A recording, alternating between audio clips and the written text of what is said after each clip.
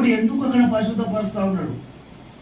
మోషే ద్వారా. మోషే నువ్వు పరిశుద్ధపరచు, వాళ్ళ బట్టలు ఉతుకోమని చెప్పు, వాళ్ళని శుభ్రంగా ఉండమని చెప్పు.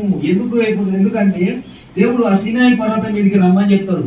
అక్కడికి వచ్చిన తర్వాత నేను మాట్లాడుతా, ప్రజలంతా చూస్తూ ఉండగానే, ప్రజలంతా నన్ను చూస్తున్నా కానీ నేను మాట్లాడతాను.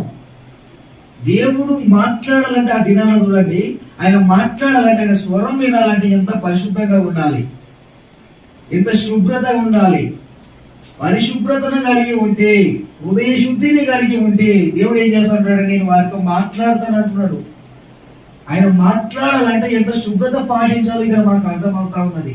ఈ రోజులో చూసి చాలా మంది స్నానం చేయకుండా చచ్చిపోతా ఉంటారు, పళ్ళు తోముకుంటే చచ్చిపోతా ఉంటారు. దావతుల కంటే నీట్గా తోముకుపోతారు, నీట్గా తయారైపోతారు. దేవుని సన్నిధికి వస్తారు, పిచ్చగా లేకొస్తారు. కొంతమంది మీకు ఎండ పడాలి, నడుముడి టైం అవుతుంది చచ్చిపో